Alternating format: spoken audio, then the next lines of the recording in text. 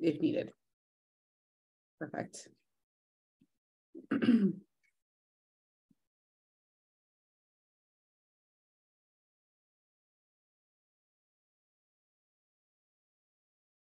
Alrighty, folks. We are at 5 minutes past 8:30, so we are going to jump right in and get started. Good morning again, and thank you for joining us for our February Borough Board meeting. This is a special meeting, and forgive me if I'm a little distracted because we have a little bit of a public hearing that we're gonna kick off with after we do our roll call and hear from one special person. But I just want to say thank you again. I've been able to meet with a few of you throughout in the borough thus far, and we're looking forward to jumping into a pretty rigorous community board appointment process. So looking forward to seeing all of you, and appreciate you all being here to hit quorum. I'm gonna start out with a roll call. So we'll start out with Community Board 1. Good morning. This is Tammy Meltzer for Community Board 1. Hi, Tammy. Good morning. CB2. Good morning. Janine Kiley, Community Board 2. Great. Thanks, Janine. CB3. Good morning. Paul Rangel, CB3. Hey, Paul. CB4. Good morning. Jeffrey LaPrance with Board 4. Good morning. CB5. I believe we'll have Craig in representing Vicky, but we'll keep on going. CB6. Good morning, Kyle died here. Hey, Kyle. CB7. Good morning, Beverly Donahue, CB7. Great, thank you. CB8. Russell Squire from Community Board 8. Morning. CB9. Barry Weinberg from Community Board 9. Thank you. CB10. Marquise Harrison, CB10. Fantastic. CB11. CB11, Xavier Santiago. Good morning, everyone. Good morning. CB12. Good morning, Catherine Diaz, CB12. Hey, Catherine, thank you. Okay, guys, do I have an adoption of the February 16th Borough Board meeting agenda? I should say before we adopt it, I hope that the most recent agenda reflects that we have one special speaker, Jennifer Goodwin-Robb, who's going to speak to us briefly after the hearing on redistricting. But with that addition, do I have an adoption of the agenda? So moved. I'm Second.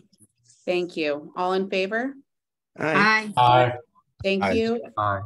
Any opposed or abstentions? Fantastic. The agenda is adopted.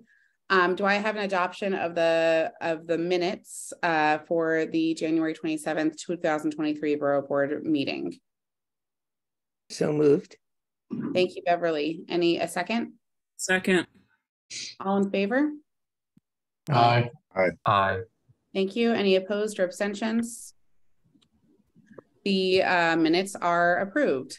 So I want to give the floor over to our Manhattan Borough President, but thank the council members who are also here to vote on our Borough Board budget statement, which has been a draft of which has been sent to everybody who's voting today. We'll give it over to the Borough President, and then if there are any council members who have strict kind of timeouts, then we can go to them. But then I want to if anybody is able to stay with us, I want to open up the hearing, which may not have many people to participate, but just in terms of process. So thank you so much, Borough President, for joining us this morning. Thank you, Tricia. Good morning, Manhattan Borough Board. It's great to see all of you. A thank you to Chair Rangel for his service as you're completing your tenure. It's been great working with you. I know we will continue to do so, but really appreciate your service and stepping up to lead. We got a big agenda today. You all did such good work on your budget responses, and now we have kind of knit them together into a borough-wide response from the Borough Board, which we're excited to be voting on today. Really great work, everybody. We also have, as Tricia mentioned, a presentation from Miranda Goodwin-Robb, who is going to talk about redistricting. Why? I thought we were done redistricting. Well, the court's requiring another round for the assembly, so it ain't over. And I know you all want to know the latest on that. It was great to see so many of you, almost all of you 2 weeks ago at our big State of the Borough address. Of course, we rolled out as part of that address our big borough-wide housing plan. I want to thank all of you, board chairs, everyone on this call for how you have responded to the plan over the last couple of weeks. We have just been overwhelmed by how constructively boards and really Manhattanites in general have been responding to this, because I think everyone understands the urgency of the affordability crisis. We have a lot of work to do. In some ways, putting out a plan is the easy part. So we look forward to engaging deeply with every one of you, every one of your boards over the days, weeks, and months ahead to really put creation of affordable housing and housing generally in action. I really am confident we have great partners in all of you on that effort. I want to elevate the topic of composting on all of your radars just for a moment. We know we're behind. We know Manhattan is behind, and at this point, we really have kind of a two-front fight. It is great news that the mayor several weeks ago announced that Manhattan is on the calendar for implementation of composting in every building, automatic for every building, not even an opt-in. But the timeline is really slow. Manhattan is last in the queue and not scheduled to be implemented until October of 2024. So it's great news that it's happening. We're definitely pushing for that timeline to be accelerated. At the same time, we have a second fight to get a better interim solution.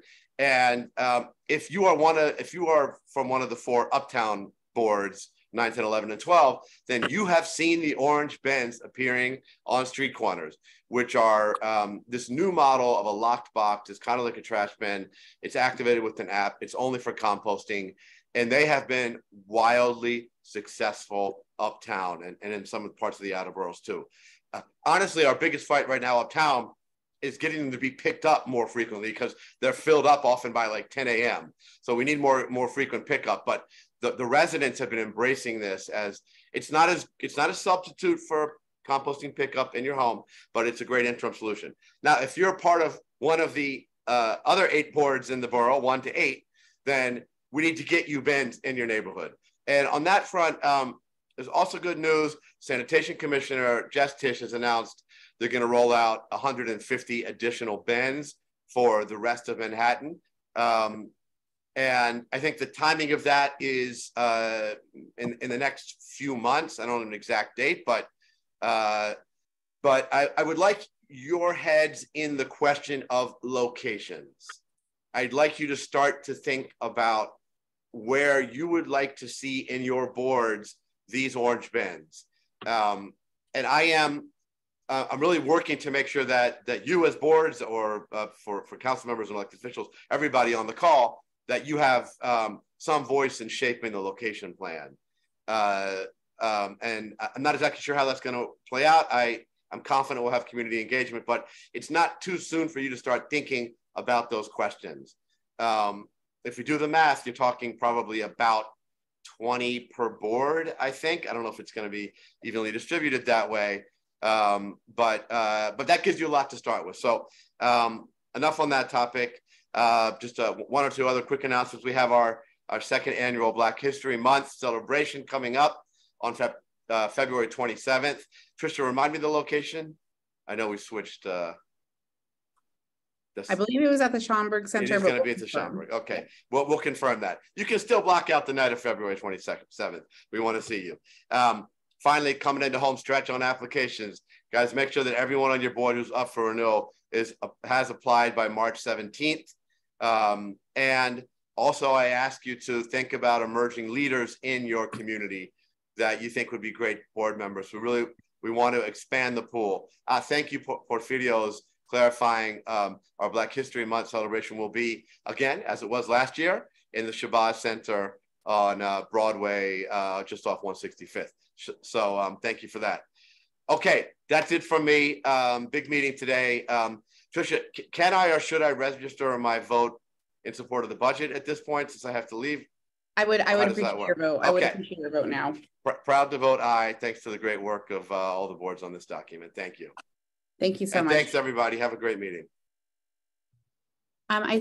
Thanks so much, Board President. I see a few folks, and I want to recognize and thank the council members who have come to make sure that we have quorum. I believe Councilmember Marte has a hard conflict, so we'll give the floor over to him if you'd like to make any brief remarks or updates, but also to register his vote for the Borough Board seat. Great. Thanks, Tricia, and thank you everyone for being on this morning. First, I'll just register my vote. Of course, I'll vote aye. Some things we've been doing in the district is that 2 weeks ago, we announced with Senator Gillibrand that we're going to make an investment of $20 million to fix Delancey Street. As many of you who live downtown or commute know how bad that street is when it comes to safety, health-wise for residents. And now that there's a lot more happening there with Exit Street Crossing development and a new senior center, it's long overdue that street needs fixing. A number of council members and myself and the borough president joined our Manhattan DA and the mayor to go after landlords when it comes to illegal smoke shops. As we all know, this is flying up on the list of complaints community boards have been receiving, but also my office has been receiving as well. And as chair of the Manhattan delegation, we've been working to organize a letter to push the sheriff office to support us more in figuring out what we're going to do about these shops. Today, we're voting on a number of pieces of legislation when it comes to ion batteries. As you all know, there's been fires throughout the city.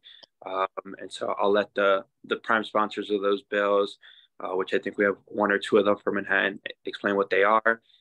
And today I'm introducing a resolution to adaptively reuse the Manhattan Detention Center, also known as the Tombs. Community Board 1 and NUBC and many stakeholders in the community have been pushing this plan for a really long time. It just seems like it's the only possible avenue now to achieve the city goals, the community goals, and create humane facilities at that site. And so hopefully I'll have everyone's support as we move forward and try to convince the mayor to do the right thing by every New Yorker. Again, as you all know, budget season has started.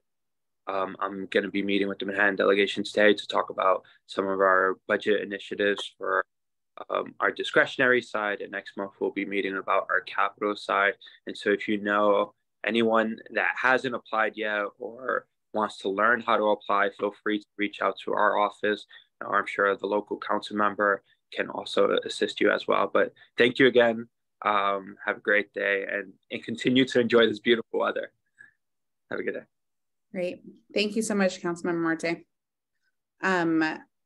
Oh my goodness. I see Councilmember Abreu has joined us too. So I want to give him the floor and ask him for his vote as well as brief updates. But Councilmember, I'm sure you would agree, there's a special guest on somebody from our office who just went from a family of 2 to a family of 3. So I just want to also say congratulations to our deputy and demand that if there's a 3rd person in that room that I see a picture of her. Oh, that's awesome. Eric, congratulations, man. Thanks, everyone. Just wanted to say hello. Wow, that's awesome. Wow, congratulations. Thank you. It is not required for you to have a baby and then go to Borough Board in the same week. So just to clarify that is not a requirement that we have of all of our staff.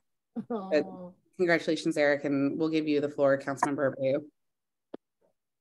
Congrats, Eric. Thank you, Tricia. I vote yes, of course. I'll just be brief. We have a hearing on the 28th February for our bill that would ban discrimination on height and weight. And we are excited about it. So if you could just sign up to testify, we would greatly be happy. We'll be very happy to have you. Thank you again, Tricia. Great. Thank you so much, Councilmember Marte or Abreu, for your vote and for the announcement. I just want to see if there's any additional council members who have. I saw Councilmember De La Rosa. Hi, I'm in the car. I hope it doesn't get cut off. I vote aye, and I want to thank y'all for the efforts in putting together this very relevant and very on the ground budget priorities. I think that it's a reflection of all of our values and the needs that are really present in our community. So I want to vote aye. Hopefully my connection is still stable. And then I wanted to first come on here and wish everyone a happy Black History Month. We are happy that your event will be at the Shabbat Center, which is in my district, bordering Sean's district. I look forward to joining y'all for that. We also are celebrating Dominican Independence Month, and we will be having, along with the other members of Dominican descent, an event at the council chamber next Monday, the 27th. And so we hope that you all will join us in celebrating.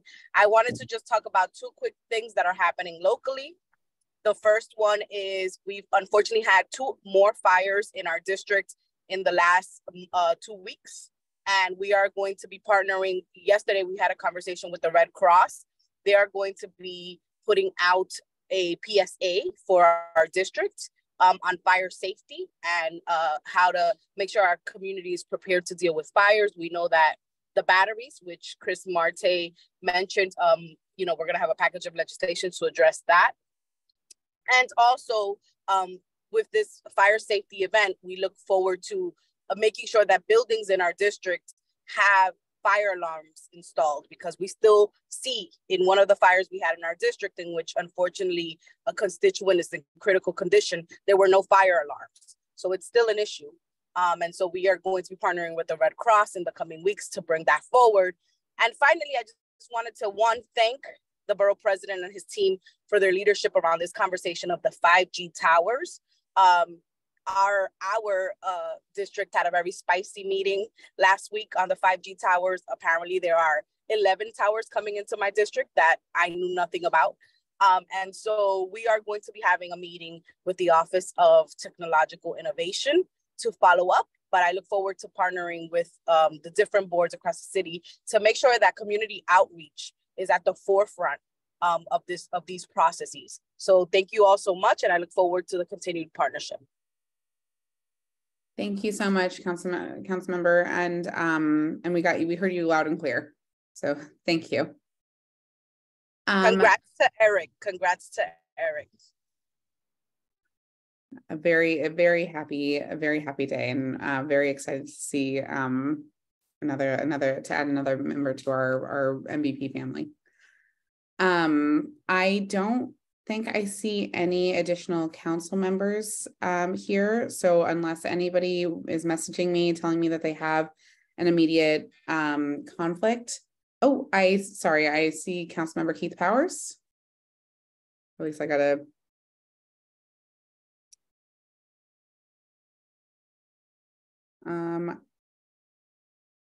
Councilmember Powers somewhere.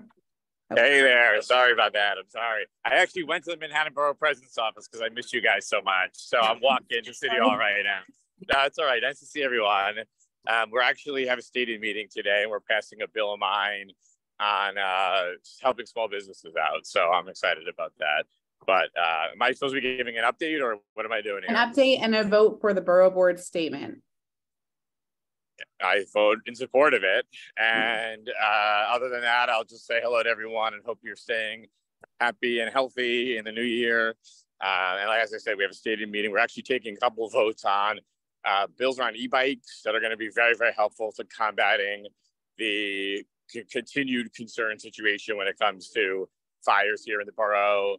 We are voting on a bill of mine that will reduce or actually eliminate fines for some of our storefronts here. It's actually a continuation of a moratorium that we have on storefronts related to signage from a few years ago. I'm excited about.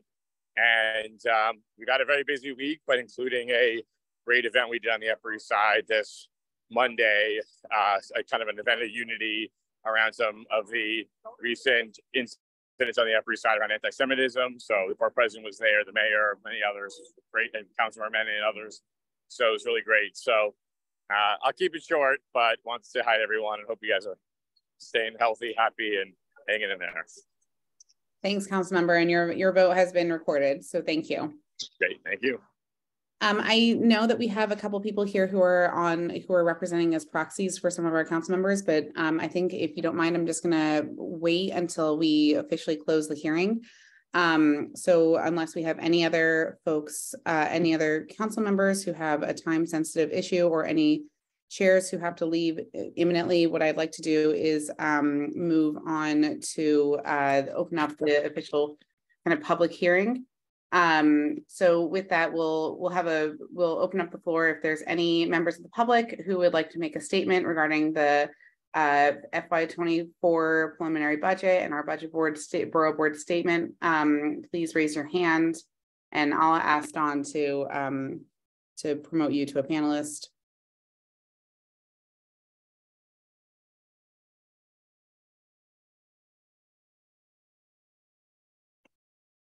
Okay. With that, then I will, with that, I will close the hearing. And I will then, we'll move on to an actual vote on the comprehensive statement for the budget priorities of the borough. The statement was distributed to all voting members beforehand. It's lengthy. It's I think 6 pages long, so we will not review the entire thing. I will hope that everybody has reviewed it. But I will then open up the floor for any discussions, questions about it, and we'll then move to a vote.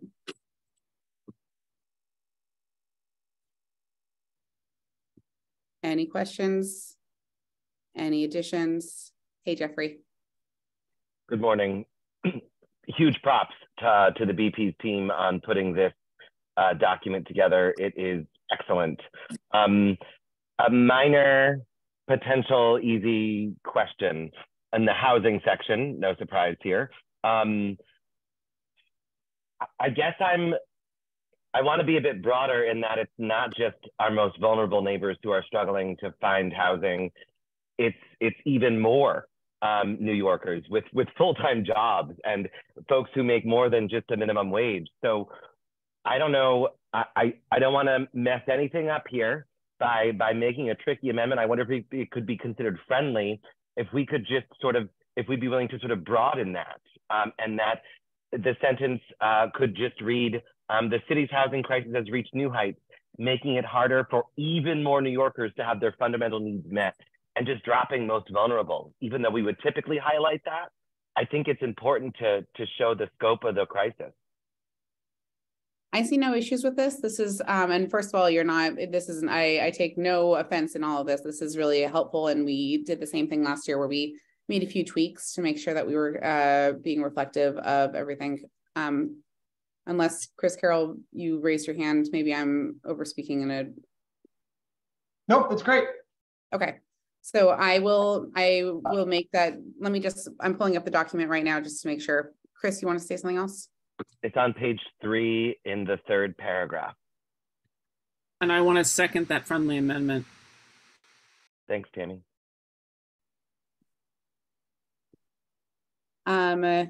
At the risk of showing you all my extremely messy desktop, I'm going to share my screen just to make sure that you all can see it. So, oops. Dawn, can you enable me to share my screen, please?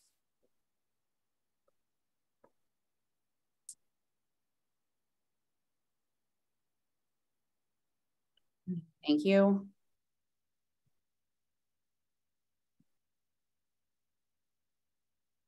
Okay, so Jeffrey, you said 3rd paragraph. Let's see there. Yep. So where you see the blue line, this should include very low. I'm trying to where now I can't see it.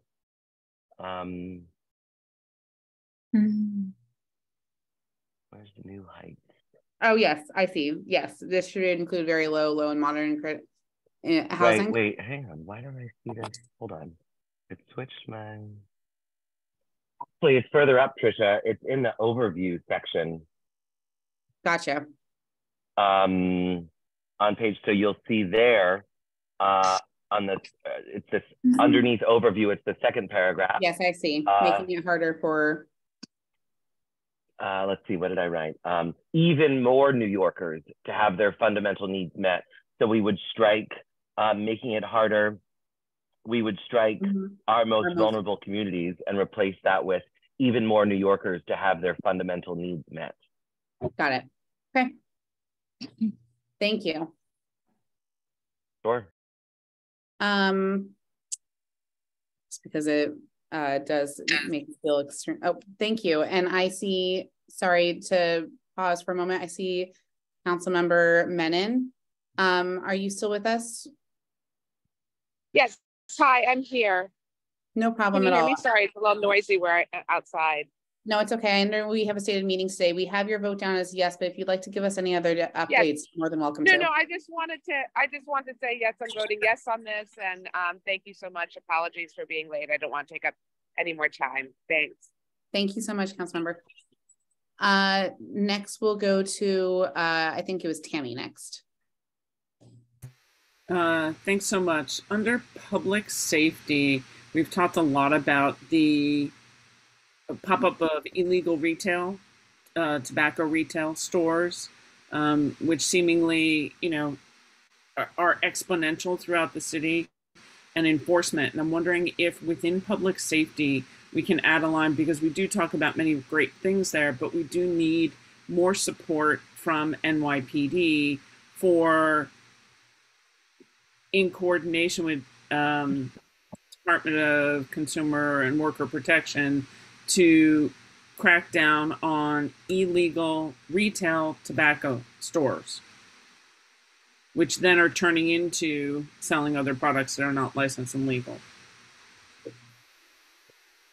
And also, there is a crisis in New York City for crossing guards for schools. And that has not been able to be met.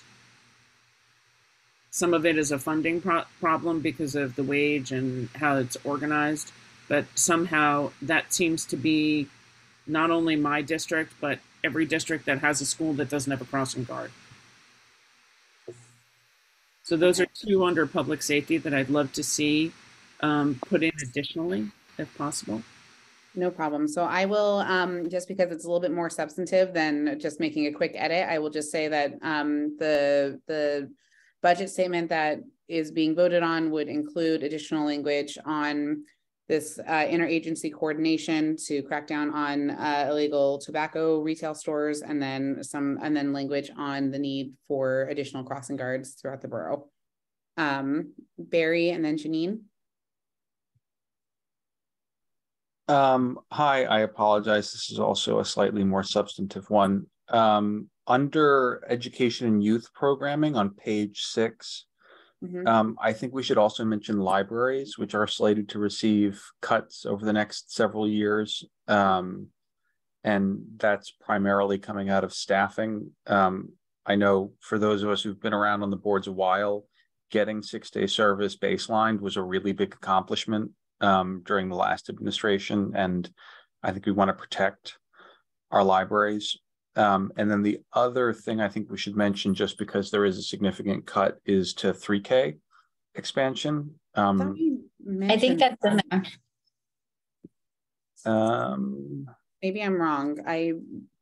Only because I believe another community board made it a top priority. So it.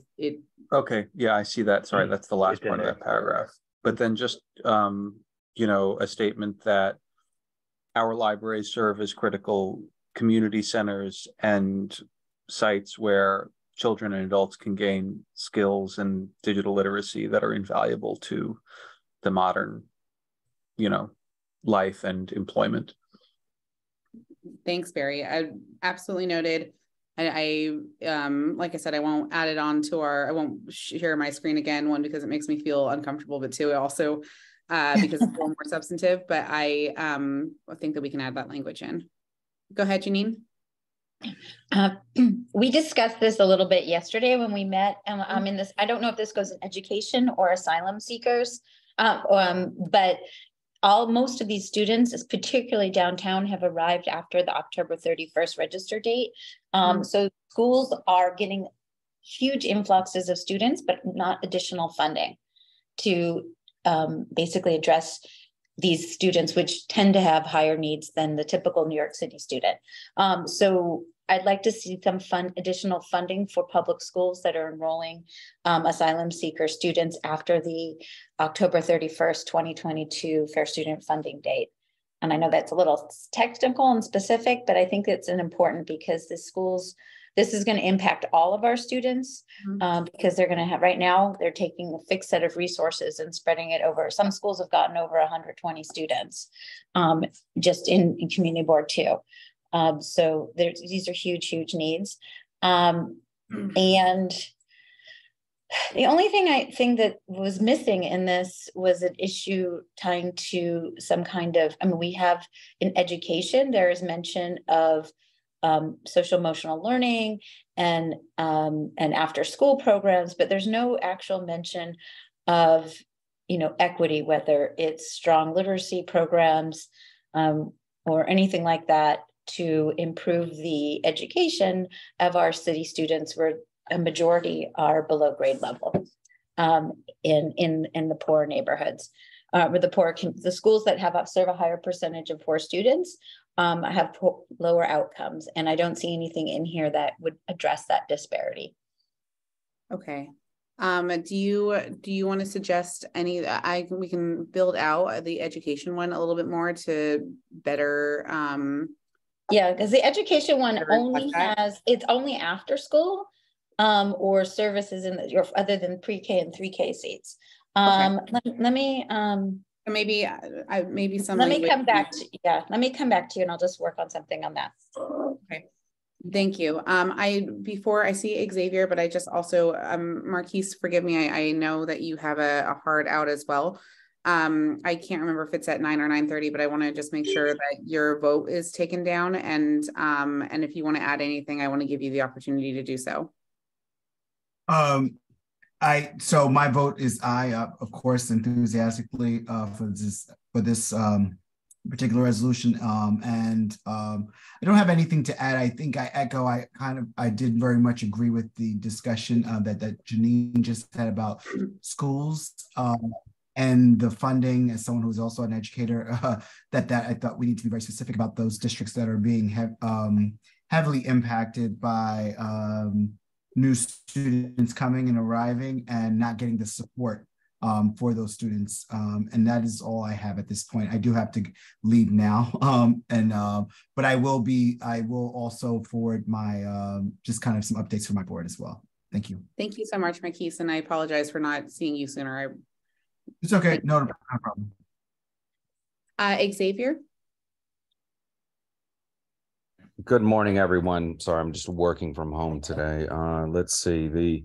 I do appreciate the call out for NYCHA. I would almost, because we have such, I think it's like the third highest concentration here in the city. If there's a way to maybe comment on streamlining the repair process, or because it's not just about the funding, but making it a more efficient process, which often holds up, people getting, like just a pipe replaced and underneath their sink. You have to get a ticket, and then it takes weeks to get a plumber out. And if there's a way I know you say effectively, like the water issues are quickly and effectively addressed, but I think we talk more about the day-to-day repairs and how that should be accommodated, because otherwise it's a very convoluted system. The other comment I would like to weigh in on healthcare access, with the commentary about the social services for substance use. One thing I would recommend, if this body is fine with it, is that although, for example, we have 11% of all clinics, treatment centers in CD11, but 70% of the people partaking in services are not from our zip codes. I think, and we are finding that not all of those treatment centers are reliable partners in our review. and further are not accountable to providing the data they committed to both us and to DOH/MH. So I think if there's something we could put in the comment to say, when we're including into, I appreciate the not wanting to shoulder exclusively in certain communities, but if there's a way to have both a disbursement and statement to reliable partners that are being placed into the communities. So if there's a way to include that, because again, we can have, we're finding some partners here are just expressly monetizing recovery. And that is part of the illness versus curing the cause. So that would be one of the observations, and I would recommend if we could just find maybe adding a sentence to that effect. So okay, thank you. I see Tammy's hand, but I just want to go over, just because I'm making some notes here, and I just want to make sure that we are clear. I don't think still that any of this is so substantive that it would negate the votes that have already been cast for this. So I think we're okay. And I would just ask for your confidence that we would make these edits. Then we'll send you all a finalized version after the vote takes place, like we did last year. So I have some notes here about interagency coordination. Oh, good. I'm getting a thumbs up from Chris, who's also taking notes on this, which is extremely helpful. I see some notes on interagency coordination with NYPD and others to crack down on illegal retail tobacco stores, crossing guards, adding language on libraries, particularly because they are slated to receive cuts, adding additional language for funding for schools that specifies the ones that are taking in asylum seekers and their students. I have something Janine and I were talking about the disparity in outcomes. So maybe accommodating for that. Thank you, Janine. She says additional education for funding enrollment. Oh yes, that's what we had said before. And then maybe adding some additional language on addressing. I'm working on that. Okay, no problem. No rush at all. I have it just as a note here. Streamlining, maybe adding some language or clarifying that we also would like to see more streamlining or accountability in the repair process for overall NYCHA repairs.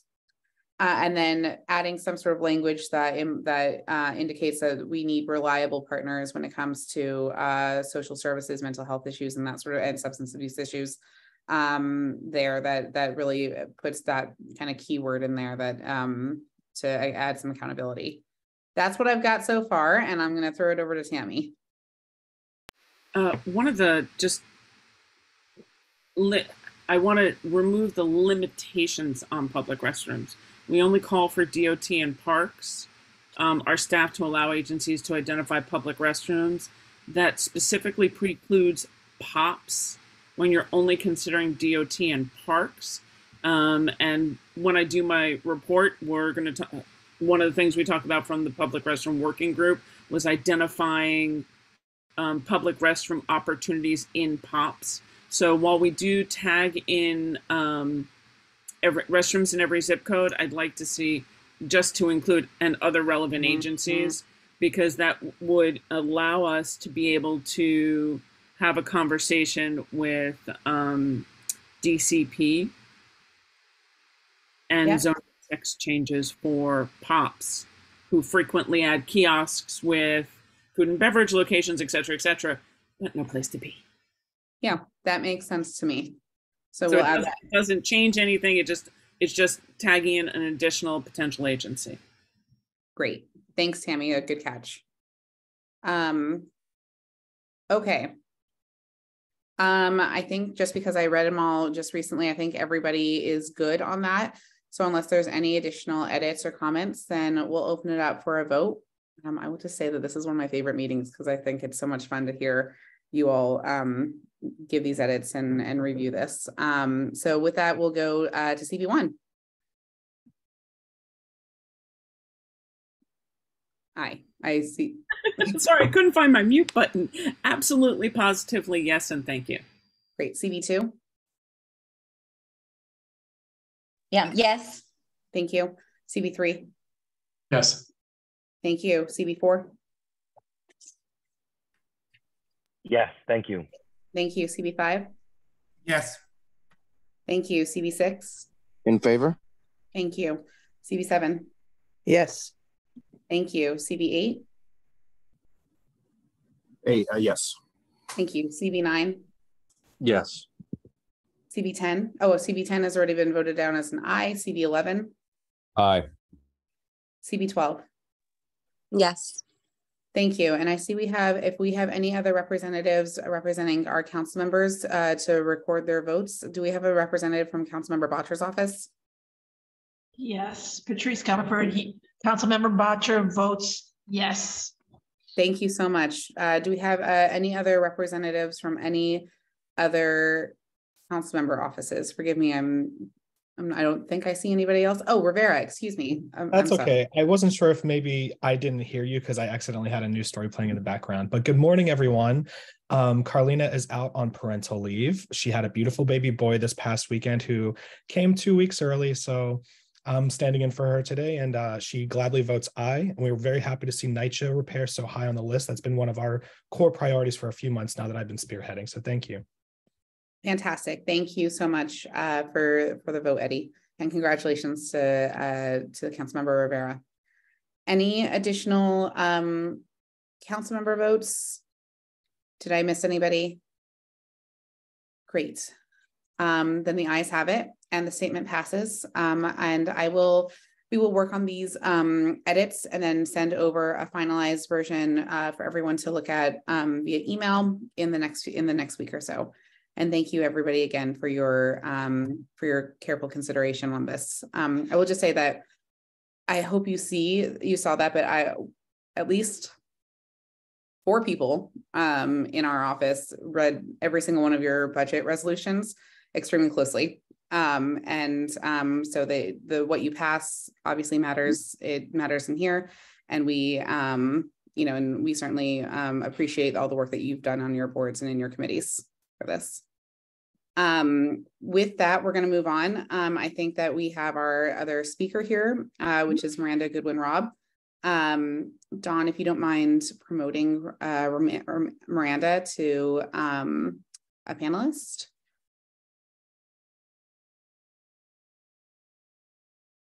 Hi, Miranda. There we go. Morning, everyone.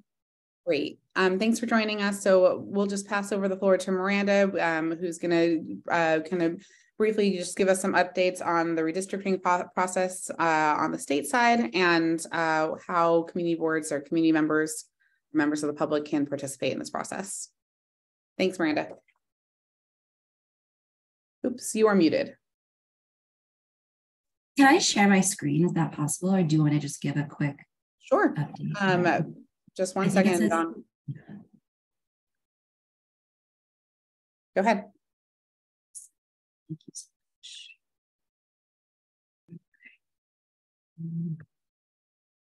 All right, everyone see. Hi, everyone. Like Tricia said, I'm Miranda Goodwin-Robb. I'm going to do a quick presentation about New York State redistricting. As I'm sure a lot of you know, it's actually still going on. So I'll make this brief, and if you have any questions, I'm here to answer them, and I'll go really fast, I promise. So I'm sure as a lot of you know about redistricting, it happens every 10 years.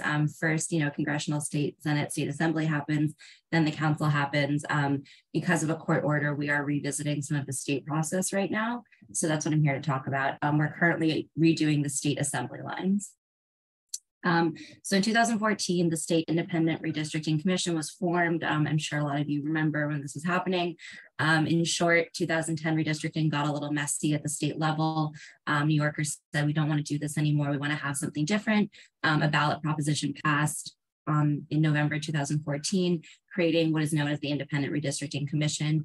It's a 10-member body, and it's appointed by the majority and minority leaders of both houses of the state Senate and the state assembly. The majority picks 4, the minority picks 4, and then those 4 people can each pick a friend to join them that are known as the independent members, so they're not a member of either party. These are our commissioners. If you were around for the first iteration of the Independent Redistricting Commission, we have a few new members. So just to give you a sense of who they are, they have a really extensive breadth of knowledge of really every corner of our state. If I was here to talk about their expertise, I would be here till this time next week. So I will save you that, but we're in good hands. That's what I'm trying to say. So a little bit about the timeline of what the State Commission has done. So as I mentioned, in 2014, the legislation passes to create this body. Spring 2021, we're still waiting for census data. As I'm sure a lot of you remember, there was a real delay with the census, between a lot of bickering, a lot of funding issues, and just also general, the census was delayed after COVID. So we didn't get that data until really the end of the summer of 2021. But before we got that data, we did a statewide tour, listening to people, having them tell us about, what they like about their district, what they don't like about their districts. 2 sets of maps were released by the commission. So we did another statewide tour to hear from people, what do you like about your districts? What do you not like about your districts? The reason this is relevant is that we collected a lot of input that we're still working with to this day. So, the commission did break down on partisan lines in January 2022. We had 2 sets of maps, got sent to the legislature. The legislature rejected all of them, drew their own maps. I'm sure a lot of you remember them. There was a lot of court cases, and this is where it gets a little confusing. There was 2 separate court cases, right? So one court case was regarding only congressional and state Senate lines, which resulted in a special master redrawing those lines. A separate court case revolved around the state assembly lines. And with those state assembly lines, we are now court ordered for the Independent Redistricting Commission to get back together again and redraw the state assembly lines. So this process that we're undertaking right now, I've had a lot of people ask us, we're sick of it. We did this council, we did the Senate, we did the congressional, why are we doing this again? It's a court ordered process. It wasn't like someone just said, let's make things messy, but we're really trying to do this process right the way that New Yorkers voted for in 2014. So currently we are in the midst of a public hearing tour, which I'll get to in a little bit. We're taking, we're in sponge mode. We're taking a lot of testimony, a lot of hearings. We had a hearing last night in Brooklyn that lasted almost 7 hours of, hundreds of people testifying, telling us what they want their districts to look like, what they don't want their districts to look like. Sorry. Okay. And we are, completing that process now. We'll be taking input basically through March, and then our maps will be released April of 2023. So a little bit of data, as I'm sure a lot of you know, a lot of population loss happens upstate, a lot of population growth happens downstate, particularly Brooklyn, which is by far now the largest county in the entire state, close to 3 million people. It's a lot of data, I won't bore you. One fun fact, if you have friends who live just north of Manhattan, Yonkers has now overtaken Rochester as the 3rd biggest city in the state. So you obviously have New York City as the biggest state, Buffalo is the 2nd biggest, and then Yonkers just overtook Rochester by a couple hundred people. But I think that's just really significant in terms of the overall population trends that we're seeing in the state. Close to 70% of the population lives from Westchester south, right? So we really have the population center pretty close to Manhattan. So as I mentioned, there was a court case in September and finalized in October that mandated, the band to get back together again. So in December 1st, the commission did vote unanimously on one map. So that was kind of a, a new day. They voted on one map for comment from New Yorkers. And right now we are looking for comment, which is why I'm here. So a lot of the testimony, redistricting is a fun triangulation between the census data, between relevant laws, such as the Voting Rights Act, deviation laws that mandate how big the districts can be, things like that, and community of interest and testimony, right? So we're looking for people to help us color in the spreadsheet that is the census data, right? A lot of these things are very black and white. It's a lot of data, a lot of numbers, and we're looking for people to help us explain and make sense of these things. And that's where testimony and, participation in this public input process happens. So a lot of times redistricting, you hear a lot about community of interest.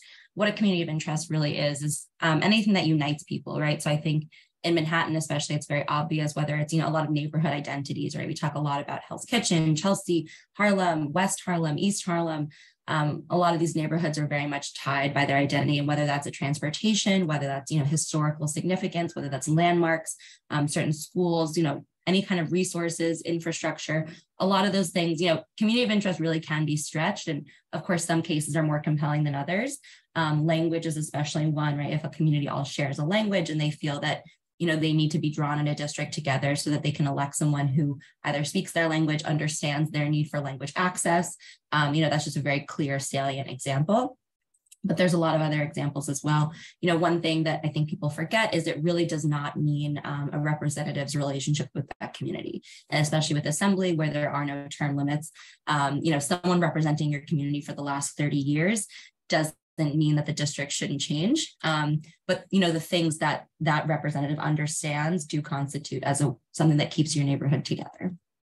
So, like I said, we're really looking for testimony. We do have 3 hearings left. The Manhattan hearing has passed, but I say this to everyone and I mean it. We have 12 hearings throughout the state because they're mandated. The counties that they happen in are mandated by the state constitution, but we accept testimony about any corner of New York at any hearing, and all of our hearings are able for virtual participation as well.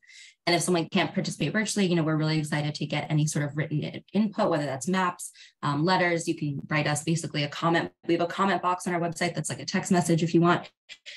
Really, any input is welcome. You can take a screenshot of a Google map and use your finger on your phone and draw something. Anything is helpful. So, sorry, the Kings County hearing happened last night, so I haven't taken it off, but we have 3 more hearings left.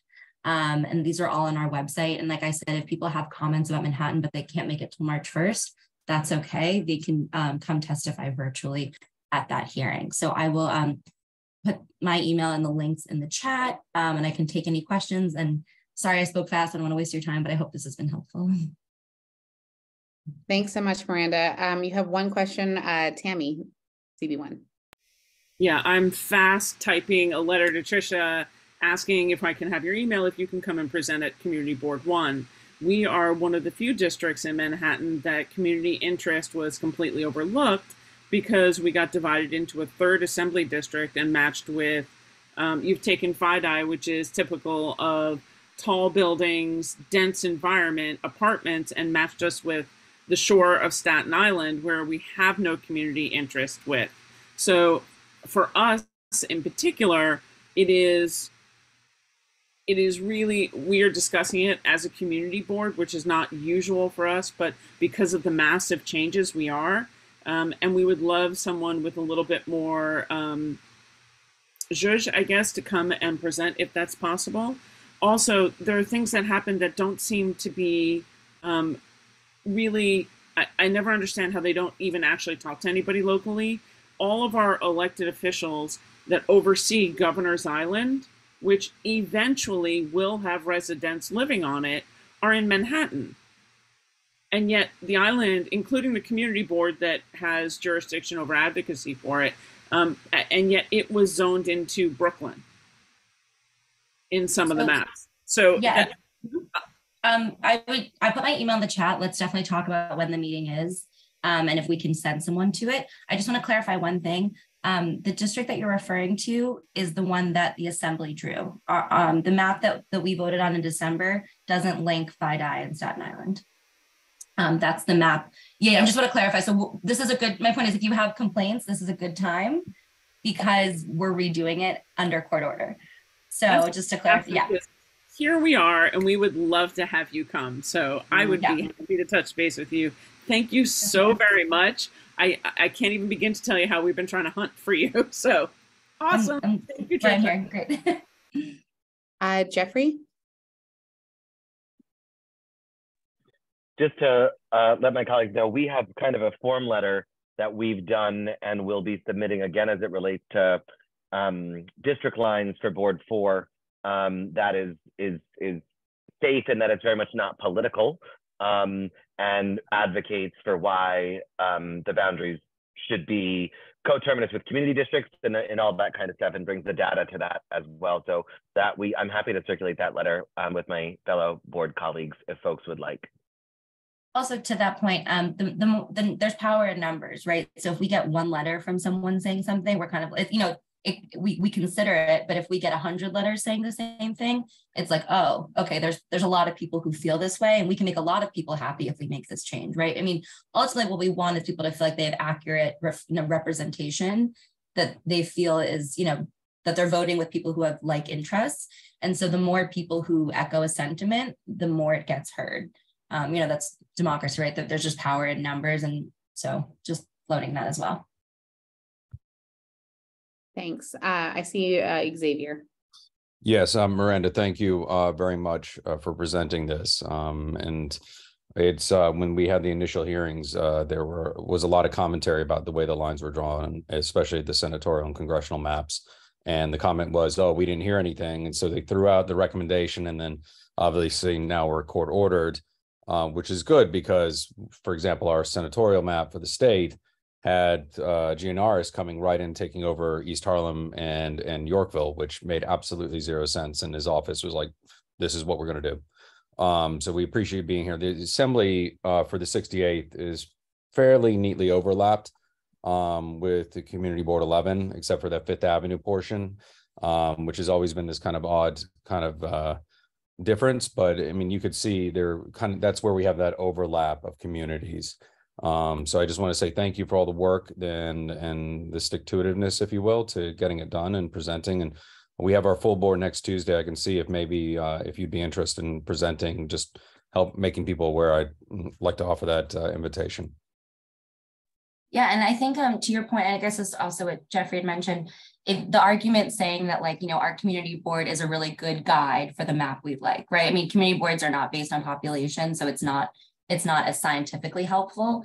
But if you're not a map maker, which a lot of us aren't, saying, you know, giving suggestions of specific boundaries is really helpful. And if you say like, look, I look at my CB11 board and I like, this is a good map. Well, we might say, look, there's, you know, 300,000 people in it, so we can't, you know, it's 134,000 people for an assembly district, but it's always helpful to give guidance.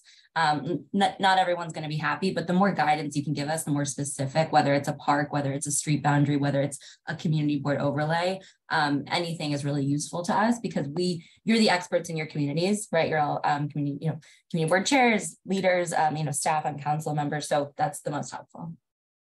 Thank you. I just want to point out Miranda graciously provided her email address in the chat there, so I will reflect it in the minutes. But seeing as there's only 3 hearings left, I encourage you to take a look at that chat to make sure you have her contact information. And thank you again, Miranda, for the presentation.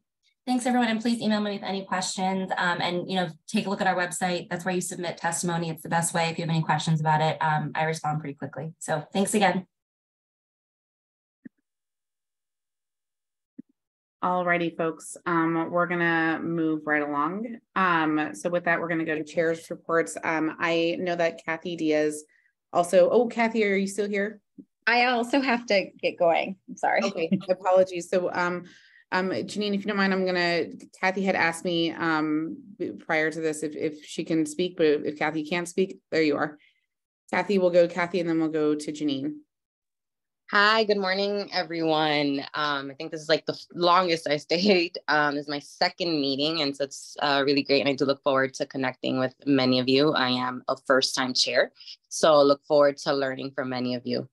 You know, as part of my chair report, Council Member De La Rosa alluded to our very spicy Link 5G meeting. I hope to be able to share more in the next month when we meet with OTI. You know, part of our concern, and it's something I think more, not just with OTI, but any office that engages with the community board, you know, the transparency, honesty is key. You know, we've had multiple conversations with OTI and we were stunned that literally a conversation that 2 days prior and then the next 2 days, the day of the hearing, we learned about 11 more in a completely different part of our district, information that's not available online. And so, you know, in terms of being able to advance even their own goals and be able to have a productive conversation, you know, really went left, put it that way. So I hope to be able to share more in terms of our process. And of course, if any of you are experiencing the same, I'd love to connect and chat about how perhaps we can collectively be able to hold OTI and other city agencies accountable in the way that they approach community boards. Secondly, I want to share on a lighter note, more fun note, next Friday, we are hosting the start of a Meet Your Community Board series. Obviously, we've been virtual for about 3 years, and that impacts, you know, how we relate with each other, but also, you know, the presence of the community board. You know, I think we can be all honest in the sense of that community boards aren't the first spaces that kind of come to the minds of our constituents, and most folks aren't aware of. So this is an opportunity as we work our way throughout the district this year to connect with not only amongst ourselves, but with anyone who is interested in learning more about the board, and in particular in this moment on about applying on the board. You know, there are different folks from different geographic sectors of our community, voices that are missing on our community board that we really want to encourage them to apply. And so we're doing some intentional outreach in that sense. I definitely, you know, if you're free on a Friday night, we're starting on 159th Street at Chelas. Please come on uptown. Like I'd love to meet some of you in person. And I know some folks are near our district. So again, that's next Friday. We will graciously have folks from MBPO's office. And really it's about encouraging folks to apply, or even if they don't want to be a full member, be able to serve in public membership capacity. And I think I'm going to leave it at that. Great. Yeah. Thanks so much, Kathy, and welcome. And thank you, Janine, for allowing Kathy to jump into the queue. Go ahead, Janine. Okay. Hi, good morning from Community Board 2. I mentioned some of these things in the comments on the budget, but there are, you know, throughout Manhattan, there's, as you know, there's been a significant increase in asylum families and a lot downtown. One of our schools in CB2 has more than 50 students. One has more than 122. Councilmember Marte's office is still collecting clothing for these families. But we really definitely need to get the funding for the schools because their budgets were finalized October 31st. And that's a big issue. Also want to share that CB2 signed on to a letter last year the state passed the new class size law, and CB2 signed on to a letter asking the chancellor, the UFT, and CSA to establish a task force. This is supposed to be implemented over 5 years. And I would encourage other community boards to take a look at this. I will email to each of you because I'm on my phone. It's hard to put all this in the chat. Information about an FAQ and so forth. But it's a 5-year implementation where class sizes would be 23 in K through 3, 20 K through 3, then 23 in 4 through 8, and 25 in high school, which would be a huge impact for our students who are really in these large classes, particularly in high schools. And I just want to, we've talked about rezonings and changes. NYU's opened their major building at 181 Mercer Street last month. And it's a phased reopening and phased opening in terms of community facilities and so forth. But that rezoning was from 11 years ago, and we're still working on making sure that this NYU continues to offer, and the city exercises the option to build a 100,000 square foot school, as well as preserve the local supermarket. And I want to highlight that affordable housing is also moving forward, tied to the 2015 rezoning of 550 Washington. The northern site is going to start a 3-year construction process, and we'll have 175 units of senior affordable housing. And the first large project was announced on Canal and Broadway for a building to be expanded and have 25 units of affordable housing in Soho. And that's about it. Thank you, everyone. Thanks so much. Yeah, that's it. Thanks, Janine. Next, we'll go to Jeffrey LaFrancois. Oh, so no, I'm sorry, Paul. I'm sorry. I don't know why I was looking at Jeffrey at the time. Go ahead, Paul. Forgive me. Okay, you can skip me. Don't worry about it. Oh, no. All right. Just a couple of things. CB3 requested our Human Service Committee that the Borough President's Office reconvene the Mount Sinai Task Force to work with them on plans for facilities in both CB3 and CB6 and serving the broader community, because this is coming back up with potential sales and whatnot and building usage. So we would like for that task force to be reconvened. Our Transportation Committee this past Monday voted on a resolution to inform the Department of Transportation that CBs need more than 30 days to post agenda vote on open streets. Our full board will vote on it on the 28th, but they are requesting a DOT present at least 30 days to post on the agenda. So we can talk about open streets. I know the DMs requested this about 2 months ago at the presentation. And as the borough president alluded to earlier, this is my last borough board meeting. I am stepping down as chair of CB3, and I am leaving CB3 altogether. Due to some personal reasons, I don't want to get into it, but thank you for the opportunity to serve, and it's great working with all of you. Thank you. Thanks, Paul. And of course, thank you again for your service to CB3. Come back anytime. Next, we'll go to CB4. Go ahead, Jeffrey. Morning. Thanks, Trisha. Three brief updates this morning. We are pleased that our discussions and engagement with the Port Authority have resumed, hopefully in earnest, as it relates to the redevelopment of the terminal and the sort of what will be considered a campus of buildings from 8th Avenue west over to 11th. There's some good and some bad coming down the pike, but we are happy to be back at the table with them. It's distinct because Community Board 4 is a formal partner on the federal EIS as it relates to the project. And so we have that leverage, which is new, but wanting to make sure that we get all we can in terms of good out of this project. Pier 94, which is one of the city's piers off of 54th Street here in Hell's Kitchen, actually just directly out my window, is in high-level negotiations between EDC and Vornado. Vornado has had a permit on this pier for over a decade. There have been long promised commitments for improvements to pedestrian access, public restrooms, Hudson River Park improvements, greenway improvements, all of which have not been met. And in fact, Vornado had an agreement to do Piers 92 and 94, and they are now turning Pier 92 back over to the city in a crumbling and decrepit, uninhabitable fashion, putting tax dollars on the hook for that, while they're trying to renegotiate a permit with EDC to leverage a film studio and significant reinvestment in the pier, all of which is good. But if you read anything in the news, you know that Vornado, all of their decisions are based on the market, and they put a pause on every segment of development. So here we are almost 13 years later with a pile of new promises from a developer that's yet to fulfill any of them. And so we're asking the city to tie a whole bunch of commitments to the permit or to walk away entirely from the negotiations, and that we would welcome a new RFP process as it relates to the piers. And of course, always appreciate the BP's past support on our efforts to make sure this pier is properly monetized and redeveloped. And finally, a state site in West Chelsea, formerly known as the Bayview Women's Prison, which we want to reframe as Bayview Chelsea,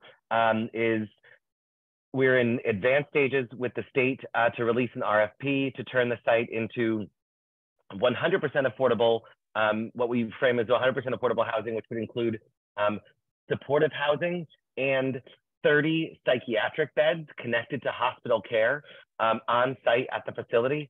It's a historic resource, so it would also be preserved, have community facility, including a pool and a gym and a rec center, and is a really great win for us, given that this building closed after Sandy. We've been through 2 RFP processes on it previously, but this looks like we're really going to move forward in the best fashion, which of course is supportive housing and universal support for additional psych beds on site as well. So that's it for Board 4 for now. Thanks, Trisha. Thanks so much, Jeffrey. That sounds really exciting. Craig has graciously offered to give space for Barry to jump in, because Barry also has a conflict, and I know this is a long meeting, but I appreciate everybody's participation and getting us to quorum. So thanks, Barry, and thank you, Craig. Yep, much thanks for the grace here. I will keep it very brief. Sad to see Paul go, but I'm sure it's for bigger and better things. CB9 has been still dealing with a proposed redevelopment of a mental health clinic and primary care facility at 145th in Amsterdam, 1727 Amsterdam Avenue.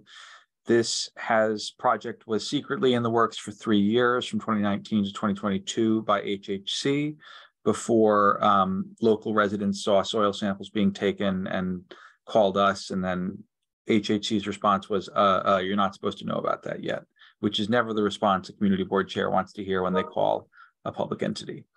The site would be for 120 units of studio style supportive housing for people with mental illness and substance abuse disorders referred by Health and Hospitals Corporation, and then would have another, I think, 40% affordable housing. It would also reduce the healthcare space from 50,000 square feet to 17,000 square feet at double the rent, maybe now 22,000. And so, you know, in a city that is undergoing a mental health crisis and in a, you know, and in an area that lacks access to primary care, this is a dumb project. And it would have been a lot better had they brought in the community 3 years ago rather than now. The community is proposing an upzoning to the site from R7A to R8A, which would allow the full return of healthcare space to the site, and also result in more housing that could be built than under the current plan. This is publicly owned land. It's owned by the city of New York, and it's being developed with public money.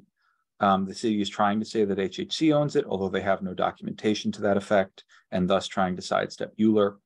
But, you know, we really think that that block already has several hundred units of supportive housing around it, including 2 that are already open from the AIDS Healthcare Foundation buying 2 hotels across the street. And so we think that deeply affordable housing is right for this site, along with maybe 20% or 25% supportive housing. And it just really is shocking to me that they are willing to forego higher density and more units purely to sidestep public input and the Euler process. So we remain engaged with the mayor's office on this. They have been actually receptive to the community's counter proposal to build more housing, instead of, you know, leaving it at an R7A. This is a wide avenue on a wide street, so it's a perfect intersection for this. It's a large lot. And the city has also approved 129 homeless shelter studio units for families with children. We've never understood why those are studios, 2 blocks up. And so this is an area that has an incredibly high concentration of both homeless shelter units, SRO-based supportive housing, and now the city is proposing to add studio supportive housing to that mix. We are not opposed to supportive housing, but as one supportive housing provider put it, 120 studio units is more like a psychiatric residential treatment facility masquerading as supportive housing. And so, you know, that is not appropriate for the site. They've also picked a provider, Bowery Residents Committee, which primarily has a history in street outreach, and they have varying degrees of success on that, and they do not have a background in supportive housing. So it's a bad scene. We did pass a reso regarding the 5G towers. This is pretty clearly an effort to bail out the Link NYC company.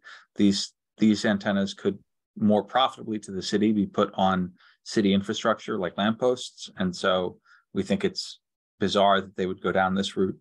And then I do want to just call out and thank the Borough President's Office for not only the budget resolution today, but for including the Morningside Heights rezoning plan in the Housing Manhattanites report. That plan has been in the works for many years between CB9 and then Councilmember Mark Levine and then Borough President Gail Brewer and City Council Central Staff Land Use Division. So we're happy to see it continue moving through the process to eventually become reality. And then just 2 items in the mayor's preliminary budget I wanted to call out.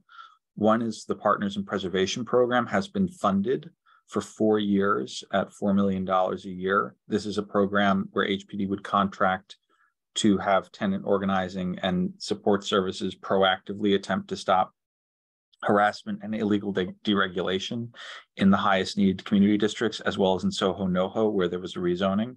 And so we're very happy to see that. We think that's going to be a really good model for the city moving forward. And so we encourage community boards to examine that. And then also, we want to note that Home First has 1 staffer added at HPD. This is a program to help home buyers with a grant from HPD using federal HUD funds. But because they only have 1 staffer, applications frequently take 6 months to go through the program, which if you've ever tried to buy a home is a completely unrealistic timeline. And so we think that the addition of more staff in that program is the only way it will ever be useful. And this is leaving federal financing on the table to encourage home ownership. And then finally, our Housing, Zoning, and Land Use Committee took up Tuesday a reso calling on the Department of City Planning to end R1, R2, and R3 group zoning by changing that designation to essentially be the same as R4 variants. If you look, there are 360,000 lots in New York City with this zoning. It is for suburban style zoning, and why it exists within this city is due to historical efforts in the 60s to promote suburbs and car-centric development. R4 is also suburban style housing, but it allows for closer placement of houses on lots with fewer yard requirements and allows for like quadplexes and multiplex housing that are still detached or semi-detached. And so we think that if you're going to live in New York City, you know, and you're going to own property in New York City, you should have the ability to build the housing that we need. And so this would allow property owners on those lots to add things like accessory dwelling units or, you know, additional housing units. And if you assume a very generous 2,500 square feet for each housing unit, it could result in the creation of, I think, 280,000 housing units if that were all fully developed. So we'll be still refining this. We hope to pass it at next month's general board meeting. And I would love to bring it before Borough Board and see if we could get other community boards interested in that. Because it seems, you know, from our perspective in CB9, the issue is not that West Harlem isn't dense enough. I think we're the 7th or 9th most dense community district in the city. The issue is that they stopped making West Harlems. And so, you know, we don't think that the suburb urban boundary within the city should be frozen at where it was in 1961. And I'll stop there. Thanks, Barry. I see we have CB5 next, but I apologies, Craig, unless Councilmember Brewer is on and would like to register her vote for the budget and give us a report. But if not, we'll go to CB5. We'll go to CB5. Okay, great. Thank you. So we had a busy month. We had a couple of resolutions relating to cannabis. So in December, we had made recommendations to the cannabis regulations, but we continued to hear from the public. And since we're within the period where we could submit comments, we felt it was appropriate to amend our recommendations for certain additions. So we added the definition we recommended an addition to the definition of community facility to include harm reduction facilities. We suggested the distance between any cannabis licensed premises and playgrounds be 1,000 feet, up from the proposed 500 feet. And we also recommended that cannabis regulations prohibit any outdoor use of cannabis in retail establishments. Second, we also had a report from our cannabis task force and adopted guidelines for cannabis-related applications. We wanted to set up guidelines so that our committee, which reviews these applications, will have a clear sense as to what we should be looking for and doing so in a fair way. Also, applicants will be able to see what we're considering, so we're all on the same page and they're prepared. Several of our guidelines duplicate what's already in the current regulations, but since the regulations are in draft form and could change, we still want it to be on record what is satisfactory in our district. So our guidelines incorporated a consideration of several key points, including distance from key areas, such as a park or playground or a school or another cannabis establishment or a house of worship. We're requiring applicants to provide a noise and odor mitigation plan, hours of operation. We want closing no later than 1 a.m. during the week, 2 a.m. on the weekends if it's close to a residential unit, no outdoor space. And we also want to require the applicant engage with the community. So working with us and the public, which includes doing a questionnaire, submitting affidavits, similar to how we do liquor licenses. And we also have a formal matrix to help evaluate these applications, which will be available to the public. Our land use committee approved the recommendation for a zoning text amendment to mandate public bathrooms in POPs, according to the criteria of POP size, which we'll be bringing to the Borough Board soon. From the transportation side, we do now have serious concerns on some new sightseeing bus companies.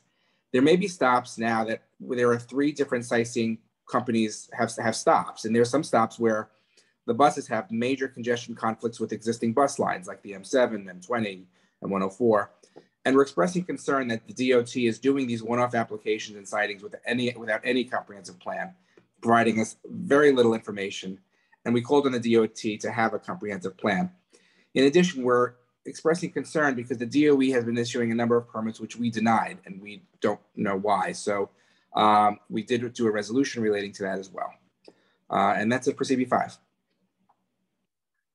Thank you so much, Craig, and all our best to Vicky, and thanks for repping CB5. Thank you. Next, we'll go to CB6. All right, good morning, everyone. Pretty brief report. So CB6 was present at the Redistricting Commission hearing at Hunter College on the 7th. Happy to see Russell Squire from CB8 as well, and all of the community advocates. Midtown to Sutton Place has been proposed to move to a Queens-based district, which we, of course, oppose. We would like the 73rd district to remain at the 2020 district line. So we were out there fighting for that and was very warmly welcomed by the commission as well as other community advocates. So we're very happy with that hearing as well. And we'll continue to monitor that situation as Miranda was discussing earlier today. The second point is many of you might have heard about something in the news that the Solo site is being proposed as a casino. Our board put out a resolution in January stating that the plans for that site should remain as was originally proposed, and that an entertainment district in a primarily residential, heavily residential area, including the UN and hospitals and elementary schools, should not be home to a casino. So we'll continue to fight on that front as well. And yeah, that's all I have. I just want to thank everyone for their support on those issues as well. Thanks so much, Kyle. Next, we'll go to Beverly and CB7. Good morning. We, as Tricia mentioned at the top of the meeting, we had a very lively but well-controlled public hearing, which was a joint meeting of our Transportation and Parks Committees on Tuesday, considering the mayor's plan to create a charging hub for deliveristas, one of, I think, 3 or 4 citywide at the 72nd Street and Broadway site, right on top of the entrance to the 123 line in a disused newsstand. We got well over 200 written comments prior to the meeting as we solicited them, and had over 100 attendees. Public remarks were very heavily negative on the placement of the hub, but very sympathetic to the needs of the deliveristas it was intended to serve. And the committees passed a resolution, which we will take up in March at the full board, stating that the location is wholly inappropriate, urging the mayor's office to consider an alternative location. As we speak, one of our co-chairs is being sought by CBS News for a piece they're going to be running later on this subject. We've done a lot around research work on the Housing Manhattanites study. It only mentions one site in CB7, one we were well aware of that's already been through ULURP. However, we're aware now recently of 3 other sites in various stages of planning by WisFish for 100% affordable housing for seniors. And as soon as that information gels, we will certainly share it. And we've begun a working group focused on the 2 sites in the Morningside Heights rezoning plan, which are actually in our district. And the fact of the publication of Housing Manhattanites has resurfaced a lot of interest in those sites that we need to get out in front of. And we've already received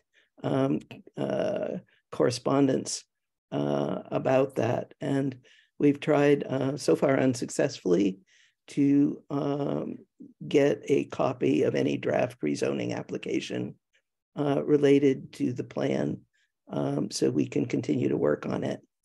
We're also working on noise pollution and supporting or preparing to support the city council legislation, a number of bills there that are pending on that subject.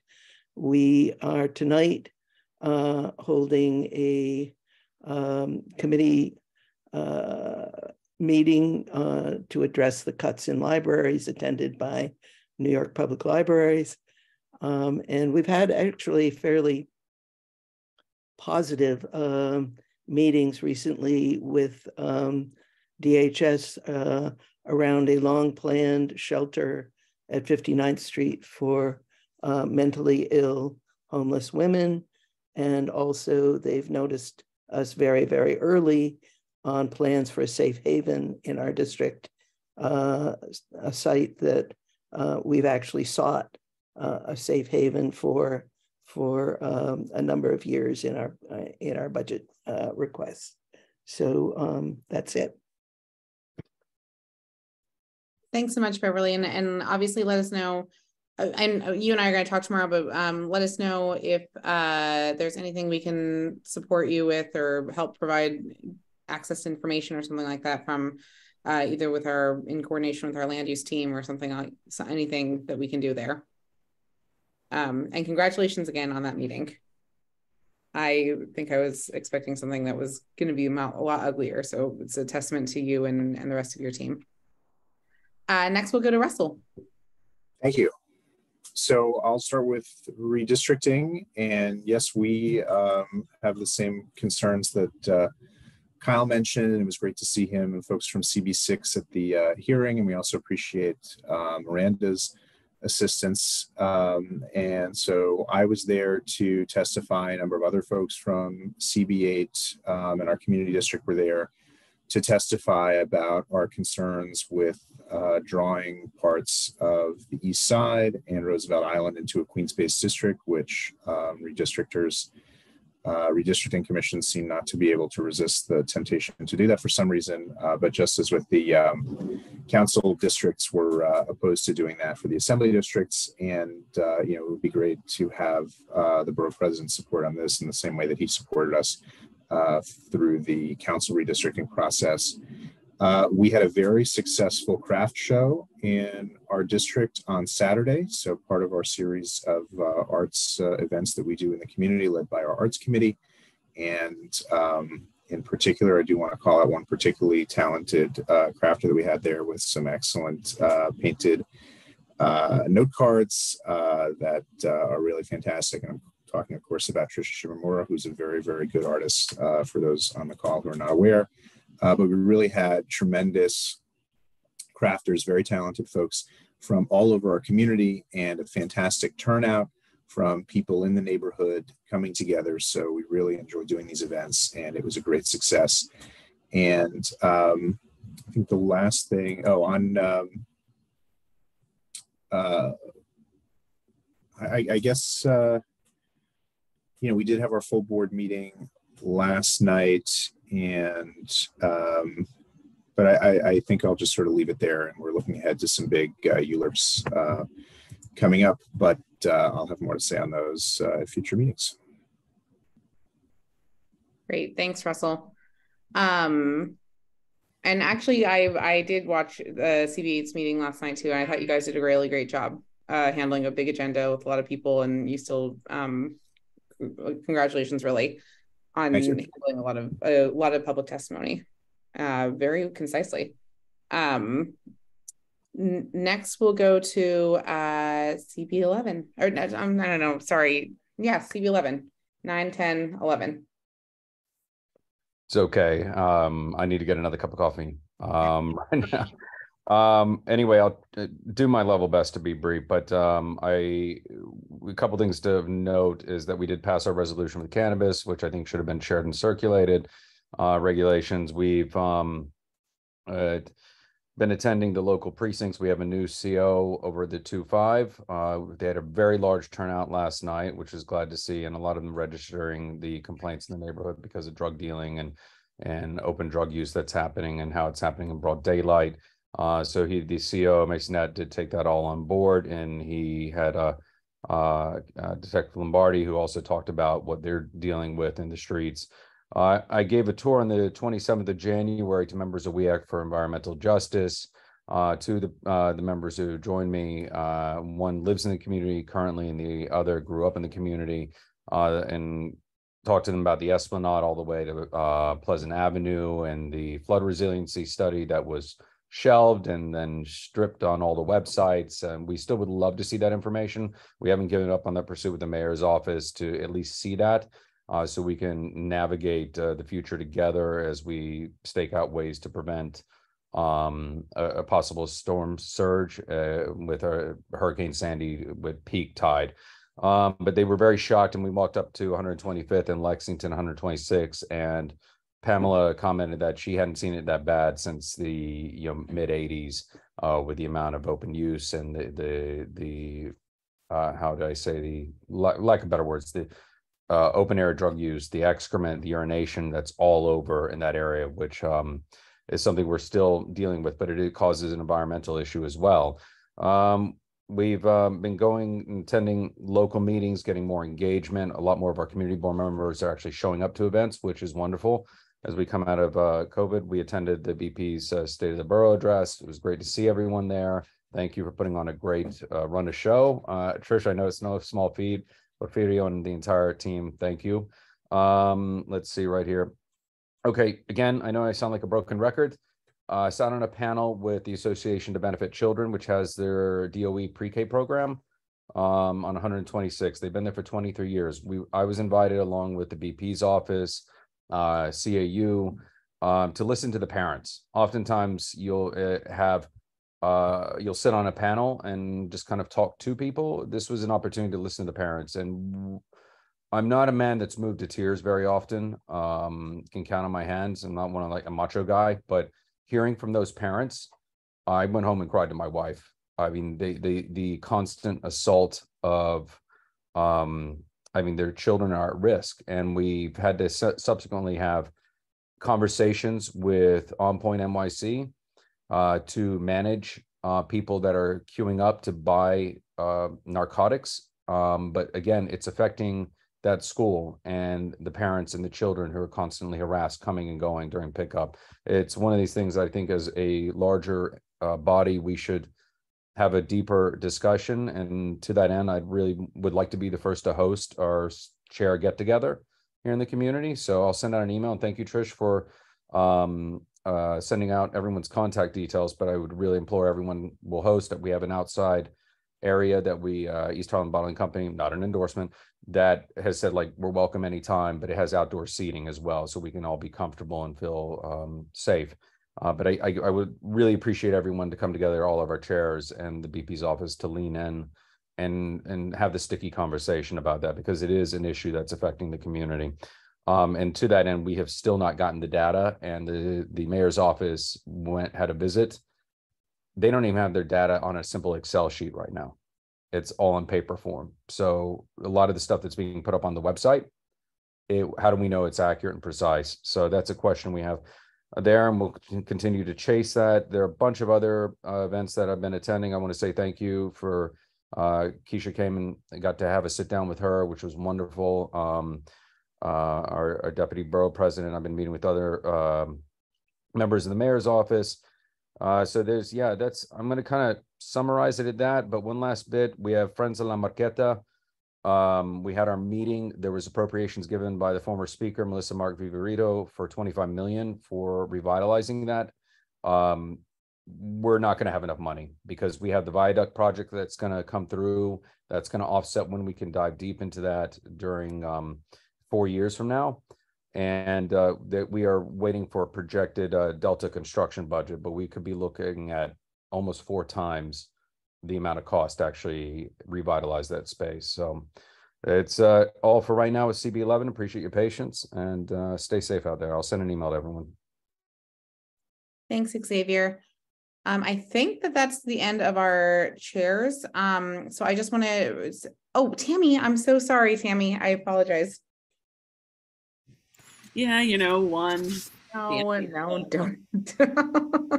Thanks. Okay. Go ahead. No worries. I want to thank Councilmember Marte and the borough presidents for the support for the adaptive reuse of the borough-based jails in Manhattan and the beautiful historic building that we have. So having Councilmember Marte saying it was really amazing. I want to highlight from last month, we passed a resolution about the Joint Purpose Fund from Battery Park City. And while most people on this call will be like, so why do we care about that? It's extra money that goes to the city that's supposed to have been tagged for affordable housing since Battery Park City was created. And we have an opportunity to, with a receptive mayor and a receptive borough president who really is looking at building affordable housing, to really take a look and use those funds to stop the pushing of all affordable housing out as far as it can be, because it's too expensive to build in Manhattan. And $100 million a year doesn't sound like much, but certainly it could be a solution to building in some of the more dense, already gentrified places, because it's that chicken and egg. You can't build more affordable housing because you've gentrified. You gentrified because the affordable housing disappeared to luxury. So we're looking really to have the Joint Purpose Fund for the city and everyone to really help build affordable housing in our denser, more expensive areas to make them more socioeconomically diverse. Our public restroom task force, I want to thank you for including public restrooms in the borough budget. We passed a resolution requesting that DCP take a look and put in some text amendment changes on restrooms that are associated with POPs. I can share that for anybody who would have it, because we have a lot of POPs in CB1 that are popping in with new food and beverage kiosks and things like that that don't necessarily trigger restrooms, but should, because if you're selling food and beverage, you should be able to provide a place for the public to use the restrooms. I want to call out, because it's Black History Month, we've passed a resolution for the Elizabeth Jennings Graham's Monument. For those who don't know her, she was an African-American teacher and civil rights activist a full 100 years before Rosa Parks. And she challenged segregation on public transportation in New York City. And she won a lawsuit against New York's 3rd Avenue Railway Company, which actually ended up being right around the vicinity of Chatham Square, where she was ejected from the streetcar. So we're looking for a suitable site in Lower Manhattan and working with the Harlem Historical Society to find a location to create something that honors her. Not a memorial, but a way to honor and recognize African-American leaders who have been overlooked in New York. We passed a resolution on street co-namings. Not surprisingly, we revised our bylaws, and we thank the council member for being patient with us while we do that. And we have a couple public meetings that I'd love people to join. This evening, we have a meeting on resiliency plans that will be in Tribeca, along the side of BMCC, Independence Plaza, down West Street by the Hudson River Park Trust, across the back of Stuyvesant on Chambers Street. That'll be done by the Battery Park City Authority. It's a charrette style. They're looking for feedback. So if you are a student or you're anywhere, we're trying to get as robust engagement as we can, which also brings me to February 27th. If you are someone who enjoys the Hudson River Park at all, they're building a new estuarium center down by us in our community board. And if you're interested in the water and ecology, they're having a public meeting that we're co-hosting on February 27th. It will be fully virtual on Zoom with breakouts, so you can provide feedback on what that could potentially look like. And so that's where I'm going to end it for us for February. We have lots of things in the hopper, which we will have full board in 2 weeks, but including, hopefully, we can have Miranda come and present to us in our area. We have lots of landmark suggested locations we're looking through. And we had a great presentation by John Sanchez, who was the executive director of the 5-borough housing movement on adaptive reuse and affordable housing proposals for office conversions, because we are highly interested in what that could look like to benefit Community Board 1. With that, I end my report, and thank you. Thanks, Tammy.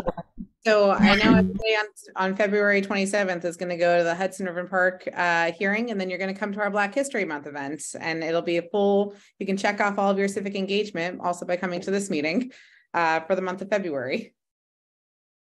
Okay, I apologize. Thanks, Tammy. Sorry about that. I got the schedule all thrown off by the queue. Anyways, just last few updates here. I've been trying to make the rounds and get across the district to spend some time with each and every one of you.